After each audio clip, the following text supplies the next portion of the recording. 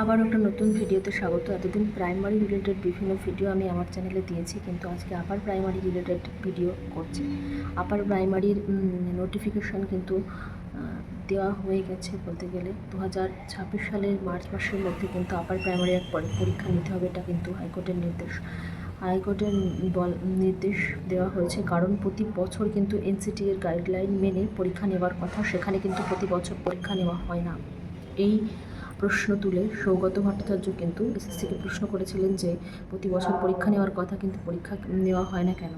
এই প্রশ্নের পদক্ষেপ হিসেবে কিন্তু এসএসসি আপার প্রাইমারির পরীক্ষা নেওয়ার সিদ্ধান্ত নিয়েছেন 2026 সালে মার্চ মাসের মধ্যে। অতএব প্রিপারেশন কিন্তু ভালো করে নিতে হবে। তোমরা যদি একজন টিচার হিসেবে নিজেকে প্রতিষ্ঠিত করতে চাও, অবশ্যই কিন্তু আমার চ্যানেলে কিন্তু আস্তে আস্তে সব ভিডিও আপলোড করা হবে, বিভিন্ন ক্লাসও দেওয়া হবে। তোমরা এর আগে আমি ইন্টারভিউ রিলেটেড কিন্তু প্রশ্ন উত্তর এবং ডেমো ক্লাস অনেক দিয়েছি। আমি কিন্তু খুব ভালো তোমাদের রেসপন্স পেয়েছি, অনেকে খুব ভালো ফলো করতে আমাকে।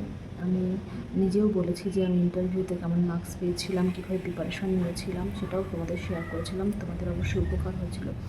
এখনও কিন্তু তোমরা আমার চ্যানেলকে ফলো রাখতে পারো আপার প্রাইমারির জন্য। শুধু যে চাকচিক্য বড় প্ল্যাটফর্ম হলে যে ভালো হবে এমনটা নয়।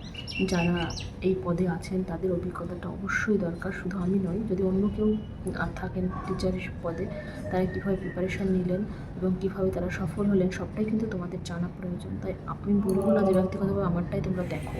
তোমরা বেসিক্যালি যারা এই পদে রয়েছেন, অর্থাৎ শিক্ষকতা পদে রয়েছেন, তাদের তোমরা ফলো করতে পারো, তাহলে কিন্তু সেটা তোমাদের পক্ষে আরও বেশি লাভজনক হবে বলে আমি মনে করছি।